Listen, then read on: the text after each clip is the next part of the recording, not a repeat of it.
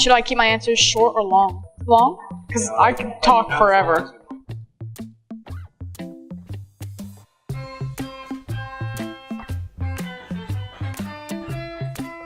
So I was given the nickname Mao Mao by Ryan Lue, another Chinese journalist, and he gave it to me because he thought it was ironic or funny because Mao Mao is normally reserved for like a very small, cutesy Chinese girl, and I am very tall with a lot of tattoos and kind of intimidating. And also the fact that I have a cat tattoo on my neck, so I think it's just like a very ironic type of nickname.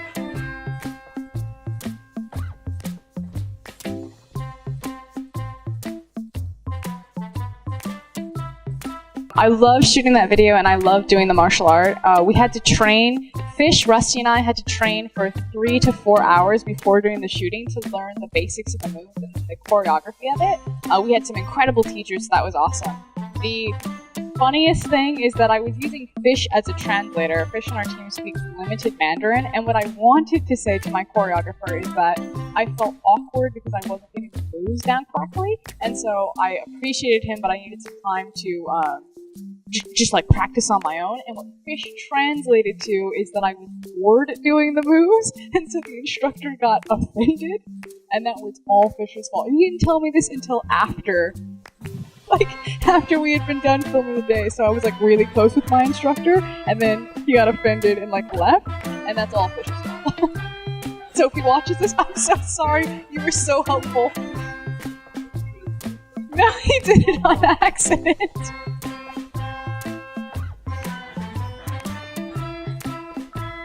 Oh, I loved it. I thought it looked amazing. We definitely didn't look that cool, and I definitely didn't perform that well, so the magic of editing.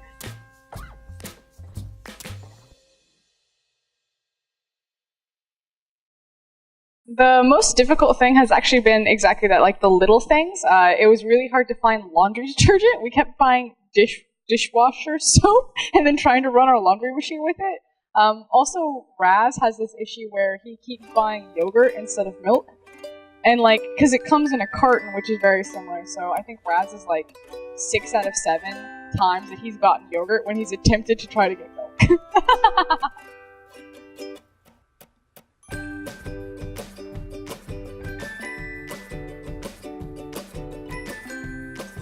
Real talk, I've been to the North American LCS as well as the EU LCS arenas, and the LPL has probably the coolest domestic arena of any of our leagues. I haven't been to OGN's new studio, so maybe holding off there, but the fact that it's like a 500-person venue, that it's in this massive mall, that it's on the top, the stage setup, everything about it is just so grand. Like, NALCS seats around 300 people, and we seat 500 people, so that alone is a massive difference. In terms of culture, the LPL fans seem so much more, I don't want to say like passionate, but it's very different types of passion. You know, in NALCS it's very much like the USA, or TSM.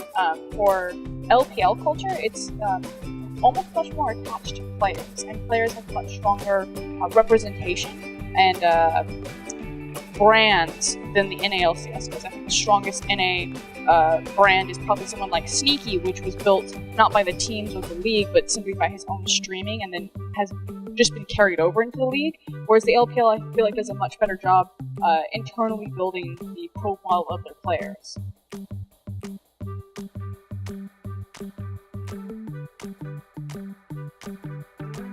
I'd have to say Gao, Toothpaste in the mid lane for JD, not only because JD have risen up the standings, but he reminds me very much of a young Xiaohu.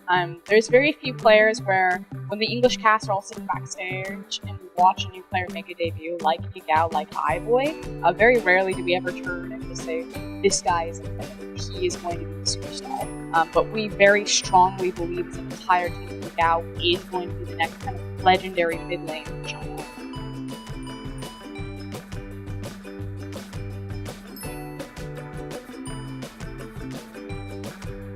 This is probably going to sound very strange, but I'm going to say RNG. And the reason why I'm going to say RNG is that despite their recent struggles before Chinese New Year, RNG do have a history or a track record that they will kind of stumble, and then once they come back from Chinese New Year, suddenly things start tightening up.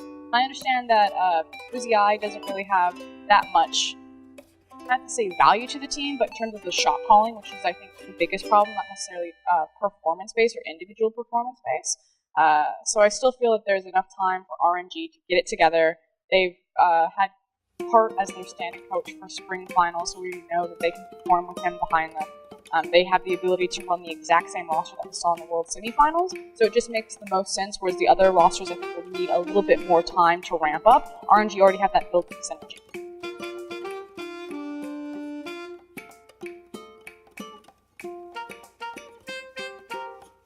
It's interesting because I don't know how much of my cast actually gets translated to the Chinese audience, so they probably don't know that I'm really me. The thing is that while I'm also the biggest voice for Chinese teams in the Western scene, I'm also the biggest critic because I know the team so intimately, and my casting style is actually very analytical. So while I am their #1 fan, I will also cut them down whenever it's like a disappointed mom Froskurinn. Whenever the Chinese teams mess up, I just comes back to the desk and she's like, ah.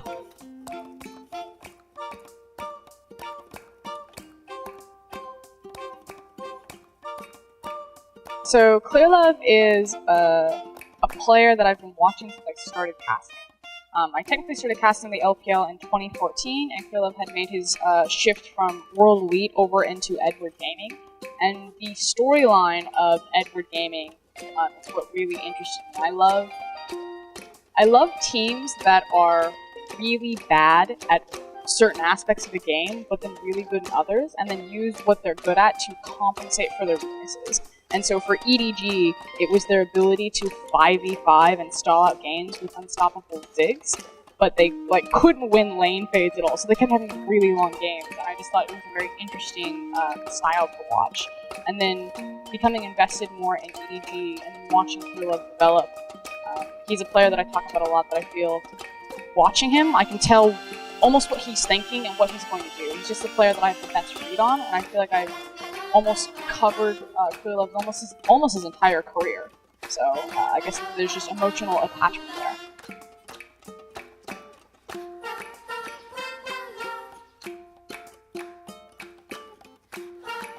That would be pretty ecstatic. So I've casted my entire life without ever casting in front of a home crowd or an audience. Like our NA and our EU counterparts, they get to cast to the fans. Their voice goes out to the studio, and I've never experienced that except for Worlds in 2016. So, like, it always really surprises me when I walk out of the venue and fans come up to me and they actually want me to sign something or take a photo with me. It means a lot to me, and all I can say is that I'm incredibly honored to be a part of the LPL and incredibly honored to experience such a unique fan culture that the LPL has. 好了，今天的节目就到这里，我是团长兔小睡，记得关注电竞迷妹团，有料、有趣又有爱的公众号，地球上的电竞迷妹都关注啦。